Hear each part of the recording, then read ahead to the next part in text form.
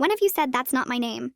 My boyfriend's little sister pulled me aside at his birthday dinner and whispered, "Did you know he calls you Melanie when you're not around?" My heart dropped. I'm Guatemalan, and my name is Melanith.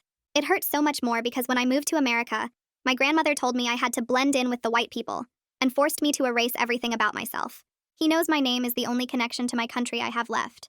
I guess Caitlyn, his sister, must have seen the confusion on my face because she showed me a screenshot from their family group chat. Him. Melanie's coming to the game tomorrow. Caitlyn. Isn't her name Melanith? Him. Dude, whatever. You know what I meant, lol. I thanked her for telling me and went home early. That night in bed, I decided to test him. Someone called me Melanie today at work. Hunter shot up like I'd slapped him. Who? I hate when people do that. Your name is beautiful, Melanith. His voice cracked with genuine anger. I wanted to believe him, but Caitlyn's screenshot kept flashing in my mind. As soon as he was asleep, I sweeped through that man's phone, and I found nothing. No mention of Melanie anywhere. The message Caitlyn showed me didn't even exist. I wanted to confront Caitlyn directly, but I knew she had BPD and I'd seen the scars on her wrists from the last time someone challenged her lies. And on Sunday dinner at his parents' house, his mom pulled me into the kitchen. "Melanith, mi amor, help me with the salad." She matched my smile back and said, "Hunter made us all practice your name before you first came over. He said anyone who couldn't say it right wouldn't get to meet you." Enough was enough. The next morning, I brought it up to Hunter over morning coffee. "Hey, so your sister told me..." Ding. I was immediately interrupted by the sound of the front doorbell. I opened the door and saw Caitlyn. I came with muffins for my favorite couple. As she set them down, she added casually, "I'm so protective of Hunter. His ex even called me obsessive once." She laughed. 2 weeks later, she broke up with him and moved 3 states away. All it took was a few words. I couldn't tell if she was opening up or threatening me. And at work, I swear I saw her in the parking garage. But when I turned around to face it, nothing was there. I kept it to myself because I didn't want Hunter to think I was going crazy. But that night, everything changed. As we lay in bed discussing our future, he whispered, "I can't wait to marry you. Have a little Melanith running around." It was the only time we'd talked about marriage, whispered in the dark. So imagine my shock the next day at his family reunion when Caitlyn cornered us by the potato salad. "So are you guys thinking about marriage? You would be so cute together." I immediately jolted my head towards Hunter, who looked even more confused than me. "Why do you say that?" I asked, trying my best to sound casual. You know, I've been watching 90 Day Fiancé on Netflix and it's been, making me think of weddings. 90 Day Fiancé has never been on Netflix. Caitlyn was stressing me out so much that 2 weeks later, my period was late. I took 5 pregnancy tests just to make sure my womb was empty, and that same evening, Caitlyn stopped by. She'd never hugged me before, but suddenly her arms were suspiciously around me, and her hands lingered on my belly. Before I could say anything, she was in our kitchen, pouring red wine into a glass. "Cheers to the happy couple." "Caitlyn, it's really late." "Oh, I see," she interrupted me. "If you don't want any wine, that's okay. Is there a specific reason you don't want any, though? Anything you need to tell me?" She held my gaze for a moment too long before excusing herself to the bathroom. The second the door clicked shut, I turned to Hunter. "This is insane. She's crossing every boundary we have. The wine thing? She's implying I'm pregnant. How the hell does she even know to ask that?" Hunter's face crumpled with guilt. I know. I'm so sorry. It's just..." He ran his hands through his hair. "She doesn't really have friends, Melanith. I think she just wants you to like her, to be close with you." I stopped listening after that, because in the corner of the room was my purse. The same purse I distinctly remember hanging by the front door. I walked over and my hands fingered my keychain comfort toy, the one Caitlyn had given me for my birthday. Something glinted in the stuffed bear's eye. I angled it toward the light, and there it was. A tiny lens where the bear's eye should be. Everything clicked. She'd been watching everything. Suddenly, the bathroom door opened and Caitlyn walked out. "Is everything okay in here?" I shoved the bear keychain deep into my pocket and turned around with what I hoped looked like a normal smile. Caitlyn was standing there with her head tilted, waiting for an answer, and I could feel the weight of the camera pressing against my leg, like it was burning through the fabric. I managed to get words out even though my throat felt tight. I told her I was just really tired and needed to get to bed early because work had been crazy this week. She didn't look convinced, but she nodded and said she understood, then launched into a story about her own job stress that I barely heard because my brain was screaming at me to stay calm and act normal. She kept talking for what felt like forever, going on about her manager and some project deadline, and I nodded along like I was listening, even though all I could think about was the camera and how long she'd been watching me. My heart was beating so hard I was sure she could see it through my shirt. Finally, she said she should probably get going, and I felt a tiny bit of relief until she stepped forward and wrapped her arms around me in a hug. Her hands moved down my sides during the hug, and I swear I felt them brush near my pocket where the bear was hidden. I froze completely, but tried to make it look like I was just hugging her back. She pulled away and smiled at me, told Hunter she'd see him later, and headed for the door. I walked her out because that's what a normal person would do. Said goodbye, watched her get in her car, and drive away. The second the door clicked shut behind me, I felt my legs give out, and I actually had to sit down right there on the floor in the entryway. I put my head between my knees and tried to breathe normally. but my whole body was shaking. Hunter came around the corner from the living room and saw me sitting on the floor. He asked if I was okay and crouched down next to me looking worried. I knew right then that I couldn't just blurt everything out. Not yet. Not when I didn't fully understand what I was dealing with or have any proof beyond the camera itself. I told him I was fine, just really exhausted from work and all the stress lately. He bought it way too easily, just nodded and said I should get some rest, offered to make me tea. Part of me felt relieved he believed me, but another part felt hurt that he couldn't tell something major had just happened. He helped me up off the floor and I went straight to the bedroom, told him I was going to lie down for a bit. I closed the door and sat on the edge of the bed with the bear keychain in my hands, staring at that tiny lens in the bear's eye. My mind was racing through everything, every weird coincidence, every time Caitlyn had shown up unexpectedly or known things she shouldn't have known. I waited until I heard Hunter turn on the TV in the living room. Then I grabbed my phone and went into the bathroom. I locked the door and sat on the edge of the tub, pulling up my texts. Ada from work was the only person I could trust right now who wasn't connected to Hunter's family at all. I typed out a message asking if we could talk privately tomorrow during lunch about something serious and urgent. I kept it vague because I didn't want to put anything specific in writing yet, but I made sure she knew it was important. She texted back within 2 minutes saying of course, asking if I was okay. I told her I would explain everything tomorrow and thanked her for being there. Before I could even think about sleeping, I knew I had to document everything while it was still fresh in my mind. I took my phone and photographed the bear keychain from every possible angle, making sure the tiny lens was clearly visible in the shots. The flash made it glint in a way that was obvious once you knew what you were looking for. I took at least 20 photos, zooming in on the lens, showing the whole bear, capturing every detail. Then I emailed all the photos to myself with timestamps in the subject line, so I'd have proof of when I found it. I opened my notes app and started writing down everything I could remember about when Caitlyn gave me this bear. When I first noticed weird things happening, every single time she'd shown up unexpectedly, or said something that didn't make sense. The list got longer and longer as I typed, and seeing it all written out like that made the pattern impossible to ignore. I wrote down the pregnancy test thing, the marriage comment at the family reunion, seeing her in the parking garage at work, all of it.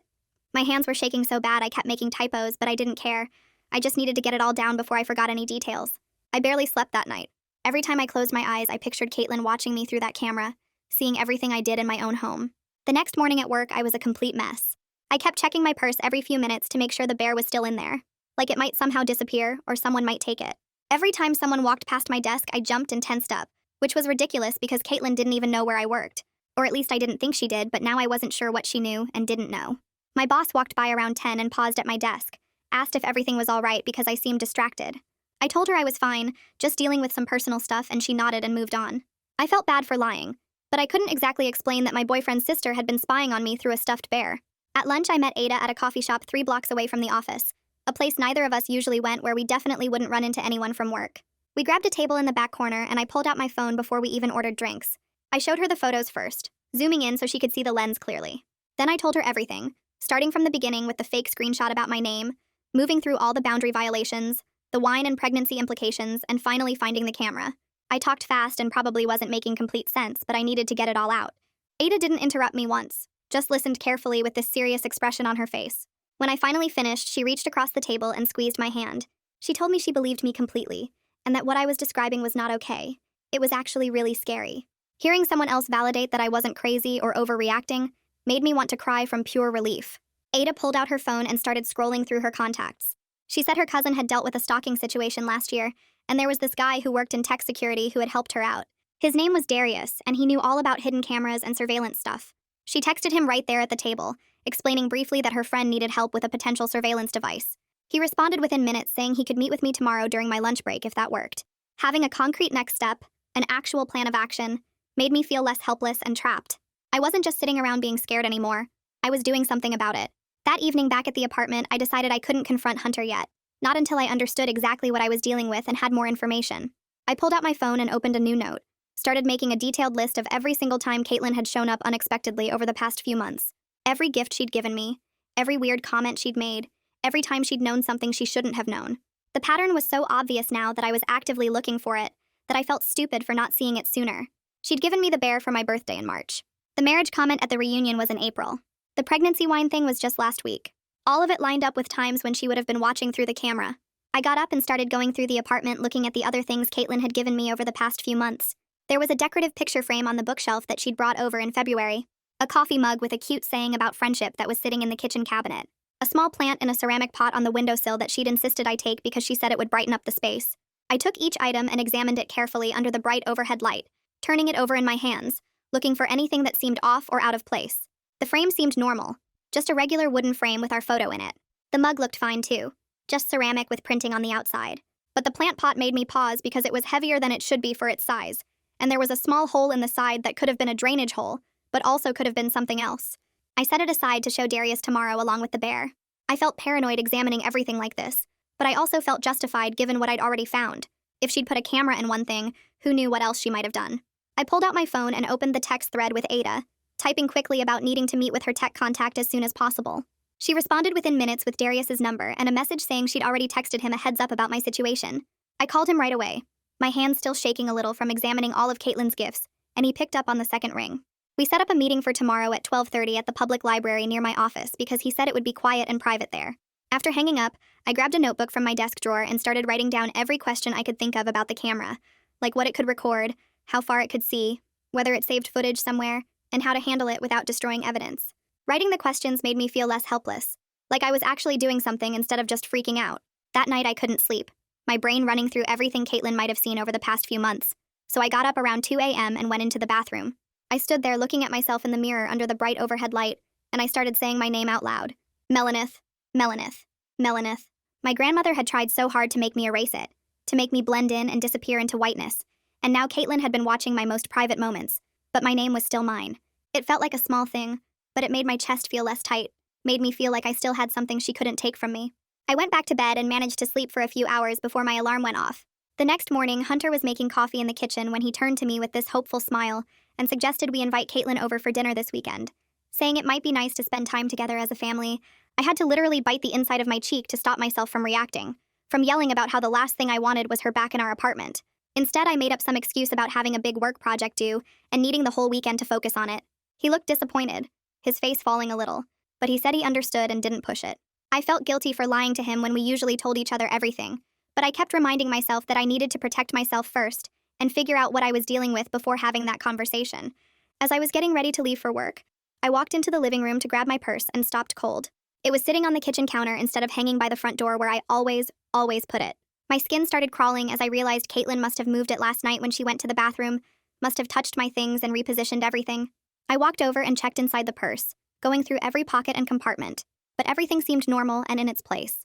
Still, the violation of knowing she'd gone through my stuff made the whole thing feel even more real, even more invasive than it already did.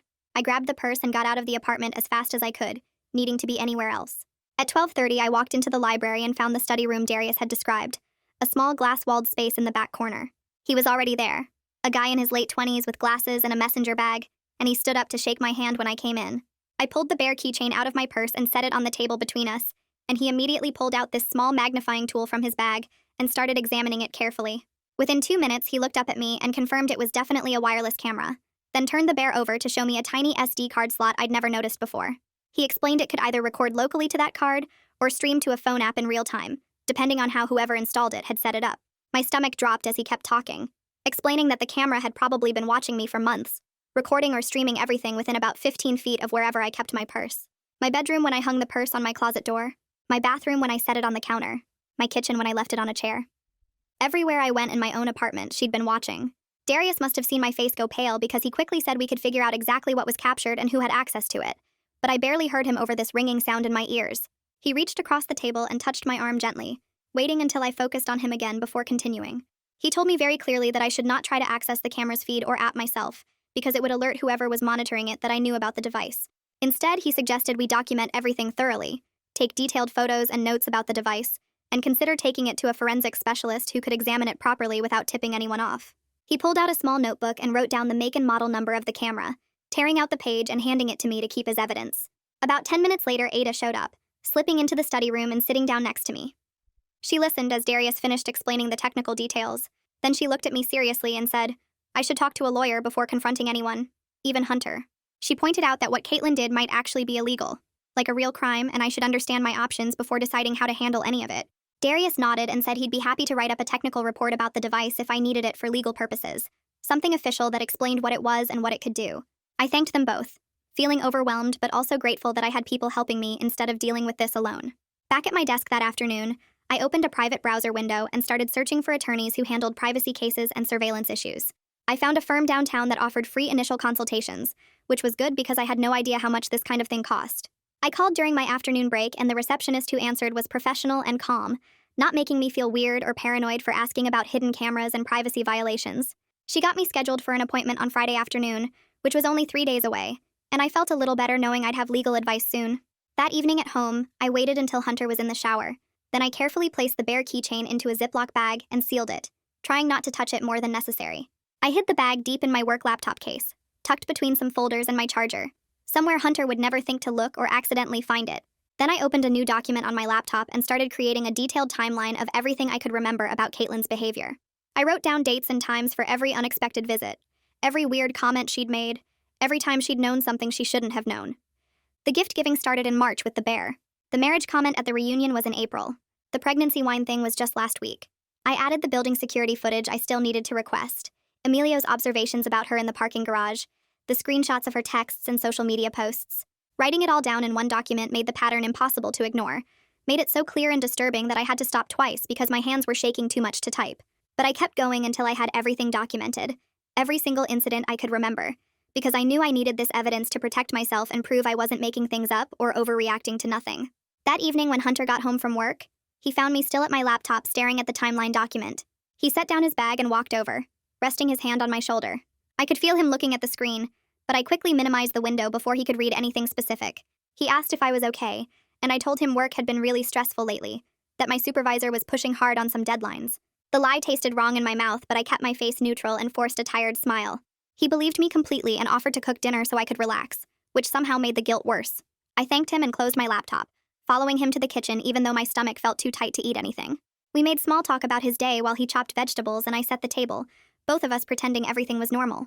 Around 11 p.m., I was getting ready for bed when my phone buzzed on the nightstand. The text was from Caitlyn asking if I was doing okay, because I had seemed really tired when she visited earlier. I stared at the timestamp showing 11:03 p.m. and felt my skin crawl at how late she was texting me. I immediately took a screenshot before even opening the message fully, then another one after I read it. My response was brief and polite, just saying I was fine and heading to bed soon. Every word I typed to her felt like I was building a case now, like I was a lawyer collecting proof instead of just having a normal conversation. I added both screenshots to the folder on my laptop labeled Work Projects 2024, which where I was keeping all the evidence about Caitlyn. The next morning, while I was getting ready for work, I remembered something important. My apartment building had a security camera pointed right at the main entrance, one of those dome cameras that recorded everyone coming and going. I wondered if it had caught Caitlyn showing up at weird times, maybe times when she told Hunter she was somewhere else. I left for work 15 minutes early and stopped by the building office on my way out. The manager was sorting through mail and looked up when I walked in. I explained that I thought someone might have been messing with my packages and asked if I could request footage from the past month to check.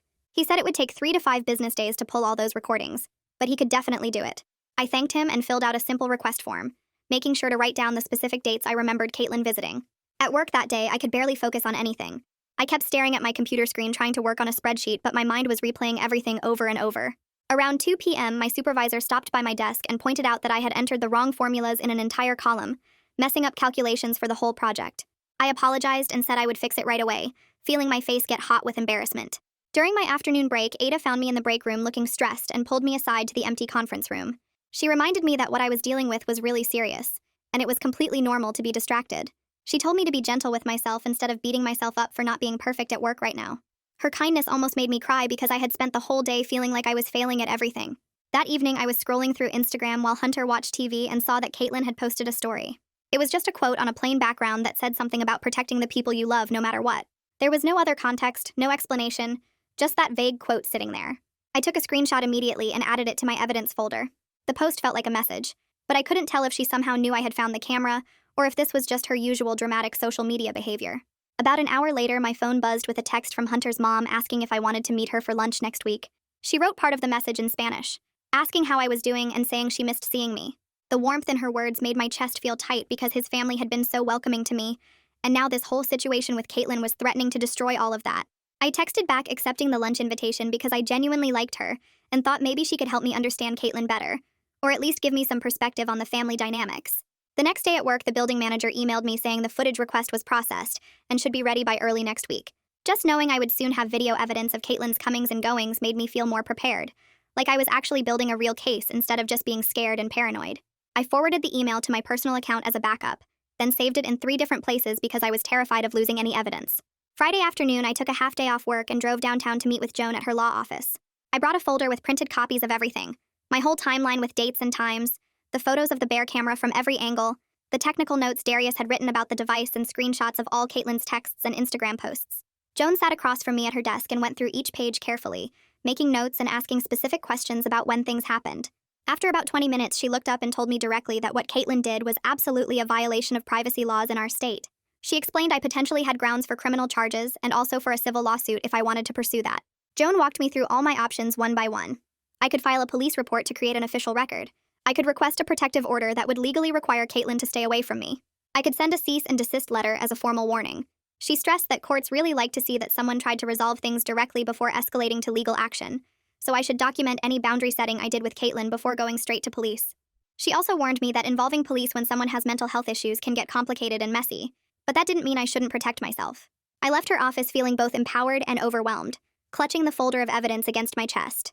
That evening, I sat down at my laptop and opened a new text message to Caitlyn.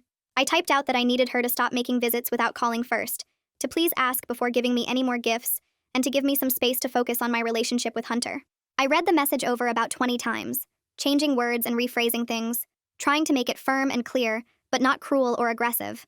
Finally, around 9 p.m., I closed my eyes and hit send before I could second-guess myself again. My phone buzzed less than 5 minutes later.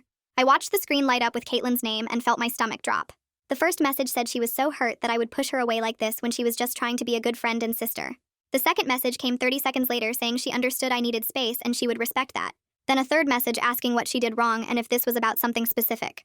I took screenshots of each message as they came in, my hands moving on autopilot while my brain tried to process how quickly she was cycling through different emotional tactics. Another message popped up saying she thought we were becoming close and she valued our friendship so much. I added each screenshot to the folder on my phone labeled evidence and turned off my notifications so I wouldn't see if more came through. Hunter walked into the living room and stopped when he saw me sitting on the couch staring at my phone with what must have been a pretty stressed look on my face. He asked what was wrong and I realized I couldn't keep putting this off anymore. I told him we needed to have a serious talk and asked him to please sit down. My hands were shaking so badly I almost dropped my phone as I pulled up the photos of the bear camera. I showed him the pictures first, zooming in so he could see the tiny lens clearly visible in the stuffed animal's eye. Then I walked him through my whole timeline of Caitlyn's behavior, starting with the fake screenshot about my name and going all the way through to finding the camera. I explained how she knew about the pregnancy tests, about our private marriage conversation, about things she shouldn't have known unless she was watching or listening somehow. Hunter stared at the photos on my phone for what felt like forever without saying anything. I could see his face going through different expressions as he tried to process what this meant about his sister. When he finally spoke, his voice was quiet, and he said he was horrified and angry that she would do this to me. But then he asked if he could talk to Caitlyn first before we got police or lawyers involved, because she was his sister, and he was really worried about how she would react if we went straight to authorities. I felt something hot and sharp in my chest when he said that. We spent the next 2 hours talking through what to do next, and it turned into the first real fight we'd ever had as a couple. I got why he was worried about Caitlyn's mental health, but I was so mad that he was asking me to wait when I was the one who got violated. I told him I'd been watched in my own home for months, in my bedroom and bathroom, and he wanted me to just pause while he tried to handle it gently with his sister. He said he wasn't asking me to do nothing, just to let him try talking to her first. We went back and forth for a while until we finally reached a compromise on some immediate safety steps we could take right away. We agreed to change our locks so Caitlyn couldn't get in anymore, to tell her clearly she wasn't allowed to visit without calling first, and to secure anything private or valuable in our apartment. Hunter promised that if Caitlyn didn't respect the boundaries, or if anything else happened at all, we would go straight to the police with no more delays. We also agreed to be completely honest with each other going forward, and to make decisions together as a couple, instead of him trying to protect his sister while I tried to protect myself. It wasn't the perfect solution I wanted, but at least it felt like we were on the same team now, instead of pulling in different directions. The next morning, a locksmith showed up at our apartment and installed brand new locks on our door. I made it clear that only Hunter and I would have keys besides the building manager, no spare for family members or anyone else. While the locksmith was finishing up, Hunter called Caitlyn and told her about the new lock policy, and that she needed to call before visiting from now on. I could hear her crying through the phone from across the room, but Hunter stayed firm with the boundary he was setting. Hearing him actually hold that line with her made me feel more confident that we could handle this together. After the locksmith left, I ordered a basic security camera from Amazon that pointed at our front door and sent motion alerts to both our phones. It wasn't fancy, but knowing I would have a record of anyone who approached our apartment made me feel safer. Hunter helped me install it that afternoon and mount it in the right spot, and he didn't complain about the cost, even though we hadn't budgeted for it. That evening, Hunter said he wanted to meet Caitlyn at a coffee shop to talk to her privately about everything that happened. I told him I would stay home because I wasn't ready to face her yet, and honestly wasn't sure I could trust myself not to lose my temper and make things worse. He left around 6, and I spent the next 3 hours cleaning the apartment like a crazy person, scrubbing counters that were already clean and organizing drawers that didn't need it. I kept checking my phone every few minutes to see if Hunter had texted, but there was nothing. When he finally came home after 9, it had been almost 3 hours, and he looked completely exhausted. He sat down on the couch and told me that Caitlyn denied everything at first, saying she had no idea what he was talking about with any camera. Then she started crying and said she was just trying to look out for me and make sure I was good enough for him. After that, she got angry and accused him of choosing me over his own family. He said he wasn't sure what to believe about her real intentions, but he had told her very clearly that the camera was absolutely not okay, and she needed to respect our boundaries going forward. I felt frustrated that he was still giving her the benefit of the doubt about her intentions when the evidence was right there in front of us. But I could also see how hard this was for him, having to choose between supporting me and protecting his sister. Hunter admitted that he asked Caitlyn if there was any other proof besides the camera itself, like an app or device that would show it was connected to her phone. She denied having anything like that and said maybe someone else put the camera there to frame her. He seemed really torn between believing her story and believing what I was telling him, which hurt even though I understood family loyalty was complicated. I reminded him that we would know more once the building security footage came in, and once Darius could do the full technical analysis of the camera device. The next morning, my phone rang while I was getting ready for work, and Darius's name popped up on the screen. I answered quickly, and he told me he'd been researching the camera model online late into the night. The manufacturer keeps logs of every device that gets paired with their cameras through the app, and a forensic specialist should be able to pull that data without alerting whoever might be watching. He gave me the name of a shop downtown that does this kind of technical work, and said he could come with me if I needed support. I wrote down the shop's information and thanked him for looking into it so thoroughly. As soon as I hung up with Darius, I called the forensics shop and explained my situation to the woman who answered. She told me they could create a complete copy of everything on the device without connecting to it, or tipping off anyone who might be monitoring the camera feed. The whole process would take a few days and cost $300, which felt totally worth it if it meant I could prove whose phone the camera was linked to. I scheduled an appointment to drop off the bear on Monday morning, and she gave me a case number to reference. Hunter's mom called me later that day about the lunch plans we'd made, and just hearing her warm voice made my eyes water a little. We agreed to meet at a small family restaurant she picked near her house, and when I walked in Saturday afternoon, she was already sitting in a corner booth. She stood up to hug me and immediately noticed something was off because she pulled back and looked at my face closely. I gave her a simple version of what was happening with Caitlyn, leaving out some of the more disturbing details but being honest about the camera and the boundary violations. Her reaction surprised me because she didn't seem shocked at all, just sad and a little resigned. She started explaining that Caitlyn has struggled with boundaries and getting too attached to people since she was really young, even as a small child. The family had tried to get her help over the years, but they'd also made excuses for her behavior sometimes, which she admitted wasn't helpful in the long run. She told me Hunter has always felt especially responsible for protecting Caitlyn because he's her older brother, and he saw how much she struggled growing up. That helped me understand why he'd been so defensive and hesitant to believe the worst about his sister's actions. Then Hunter's mom looked me right in the eyes and said very clearly that what Caitlyn did was completely wrong no matter what her mental health issues were, and that I had every right to protect myself and set whatever boundaries I needed. On Monday morning, the building manager called my cell to say the security footage I'd requested was ready for me to review. I went down to his office during my lunch break and he pulled up the video files on his computer screen. Sure enough, there was Caitlyn clear as day walking into our building at 10 at night on a Tuesday from 2 weeks ago, the same night she'd told Hunter she was staying at a friend's place across town. The manager scrolled through more footage and we found 3 other times she'd come and gone at weird hours when she'd claimed to be somewhere else entirely.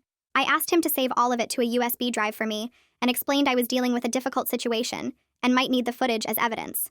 He stayed professional about the whole thing and didn't pry into the details, just made me a copy and wrote in his log that I'd requested it. Before I left his office, I also mentioned that Caitlyn was no longer welcome in the building without my direct permission, and he made a note of that in the system too. That same afternoon, I was walking through the lobby on my way back from getting the mail when my neighbor from down the hall stopped me. His name is Emilio, and we'd always been friendly in passing but never really talked much.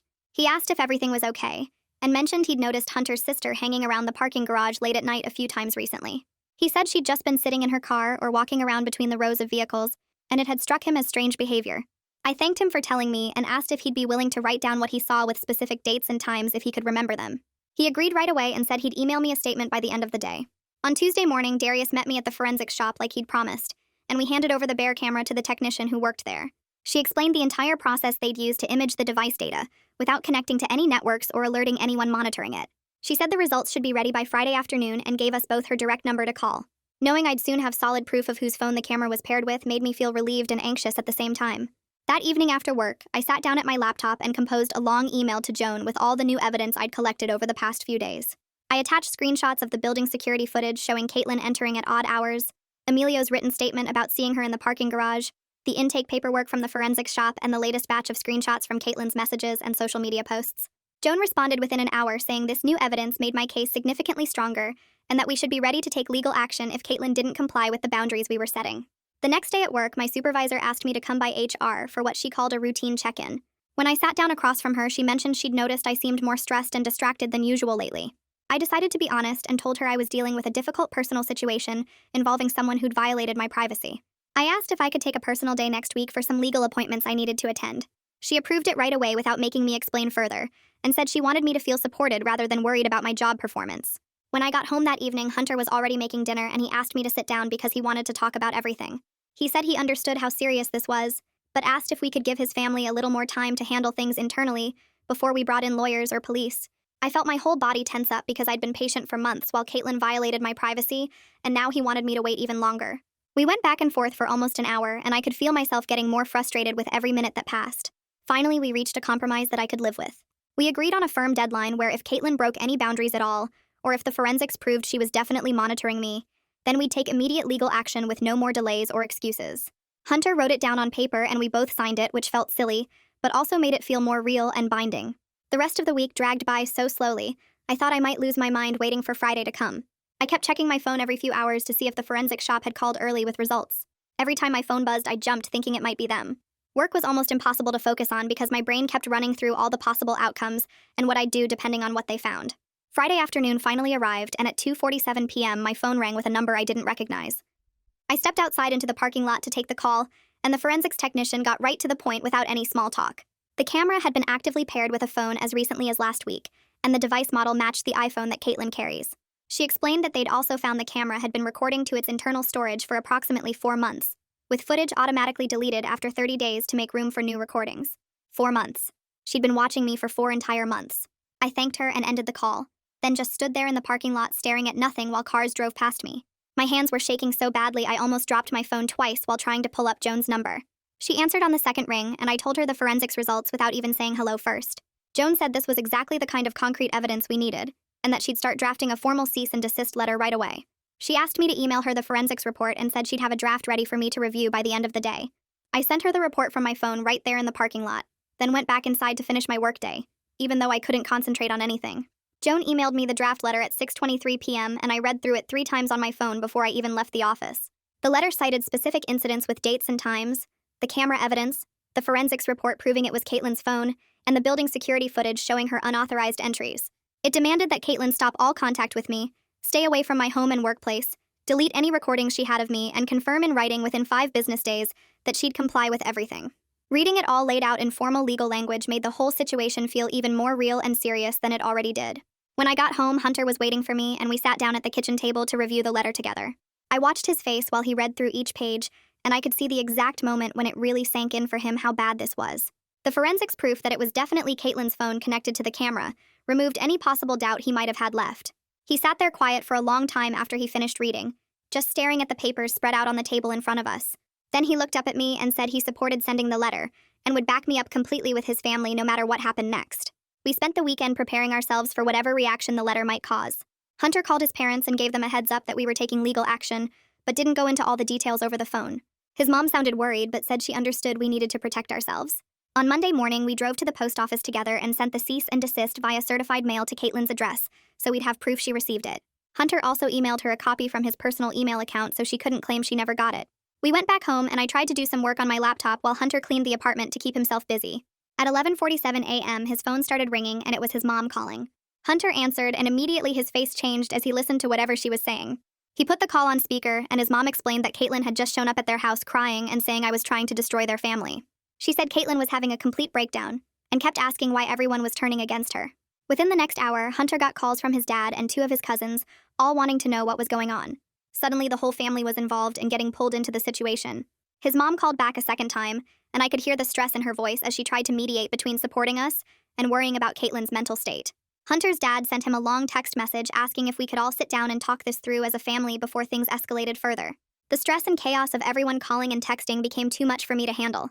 I felt like I was drowning in other people's opinions and emotions when I was the one who'd been violated. I told Hunter I needed to stay at Ada's apartment for a few days to get some space and feel safe away from everything.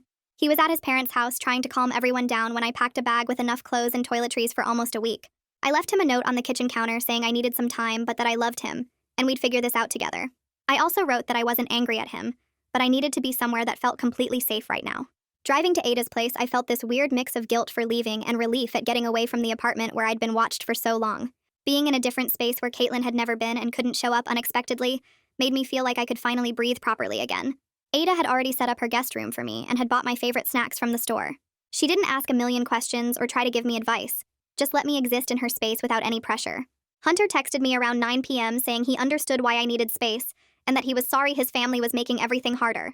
He said he'd told his parents the full story with all the evidence and made it clear that Caitlyn's behavior was completely unacceptable, regardless of her mental health struggles. He wrote that he'd asked them to stop calling and texting me and to give us both some room to breathe. His last message said he was on my side and asked me to be patient while he worked things out with his family, but promised he wouldn't let them pressure me into anything. I texted back a short response saying I appreciated him standing up for us and that I'd be ready to talk more in a day or two. The next morning, I woke up to a voicemail from Hunter's mom asking if I'd be willing to come to their house for a mediated conversation with everyone present. She said they all wanted to hear my side directly and work together to find a solution that protected everyone involved. I called Joan before responding to anyone and explained the situation. She walked me through exactly how to handle a family meeting like this. Stay calm, no matter what anyone says. Stick to facts instead of emotions. Don't get drawn into arguments about intentions or mental health, and have clear boundaries about what I needed going forward. She said I should agree to the meeting, but insist that she be available by phone if I needed legal guidance during the conversation. I called Hunter's mom back and told her I'd come to the meeting, but that my attorney would be on standby if needed. 2 days later, I drove to Hunter's parents' house with a folder containing copies of all my evidence. Hunter met me at the door and walked in with me holding my hand. We sat down in their living room, and I found myself across from Caitlyn for the first time since I'd discovered the camera. Hunter's parents sat on either side of her, and Hunter sat next to me. I took out my evidence and started presenting everything calmly and clearly, just like Joan had advised. I showed them photos of the camera and the bare keychain with the lens visible. I explained the forensics report that proved it was paired with Caitlyn's phone and had been recording for 4 months. I showed them the building security footage with timestamps of Caitlyn entering at odd hours when she'd claimed to be somewhere else. I read Emilio's written statement about seeing her in the parking garage late at night. I walked them through my timeline of incidents with specific dates and examples. The whole time I focused on facts and what happened without attacking Caitlyn's character or bringing up her mental health issues, even though I wanted to scream about how violated I felt. Caitlyn's reaction kept changing every few minutes, like she couldn't decide which approach would work best. First, she started crying and said she was just trying to protect Hunter and make sure I was good enough for him. She said she'd seen him get hurt before and couldn't stand to watch it happen again. Then she switched to minimizing everything and said it wasn't that serious, and I was overreacting to something that wasn't a big deal. She claimed lots of people have security cameras, and this was basically the same thing. Hunter's dad interrupted her and said no, this was completely different, and she knew it. Then Caitlyn shifted again and admitted vaguely that she'd gotten too attached to our relationship and made some mistakes in how she tried to be involved. But even with that admission, she never fully took responsibility for violating my privacy or acknowledged how wrong it was to secretly record me. She kept using phrases like things got out of hand and I didn't mean for it to go this far instead of actually apologizing or admitting what she'd done. Hunter's parents looked uncomfortable and kept glancing at each other while Caitlyn talked. His mom reached over and put her hand on Caitlyn's arm, but didn't say anything to excuse or defend her behavior this time. Hunter's dad cleared his throat and looked directly at me with this exhausted expression. He said they believed me completely, and that seeing everything documented like this was shocking and upsetting. His mom kept her hand on Caitlyn's arm and told me she was so sorry they hadn't recognized how serious things had gotten, that they should have stepped in sooner when they noticed Caitlyn crossing boundaries. They both agreed right there that Caitlyn couldn't visit our apartment anymore and needed to stop all contact with me completely. Hunter's dad said they would make sure Caitlyn started therapy immediately and would help us enforce whatever boundaries we needed. It wasn't perfect, and I could tell they were struggling with the reality of what their daughter had done, but hearing them actually support me instead of making excuses felt like more than I'd hoped for going into this meeting. The next morning, Joan met me at the police station downtown, and we filed an official report about everything that happened. I brought copies of all my evidence, and the officer who took our statement was this older guy who didn't make me feel stupid or dramatic for reporting it. He looked through the forensics report proving the camera was paired to Caitlyn's phone and told me directly that what she did was definitely illegal under our state's surveillance laws. He explained that secretly recording someone in their private space without consent was a crime, and I had every right to pursue charges if I wanted to. For now, Joan and I decided to hold off on requesting a protective order to see if Caitlyn would actually comply with the family's agreement, but having everything officially documented in a police report made me feel way more protected. The officer gave me a case number and said I could come back anytime if the situation escalated, or if I changed my mind about pressing charges. That evening, Hunter and I drove to Ada's apartment where I'd been staying and sat at her kitchen table to talk through everything we needed going forward. Ada made us coffee and gave us space while we worked on creating a written agreement about our relationship and boundaries. Hunter wrote down that he wouldn't share any details about our private life with Caitlyn anymore, not even casual stuff about our plans or conversations. We agreed to have weekly check-ins where we'd both talk honestly about how we were feeling and whether we felt safe and respected. The most important part was writing down that if Caitlyn violated any boundary even once, we would go straight to the police for a protective order with no more chances or family mediation. Hunter signed it and I signed it, and we both kept copies on our phones.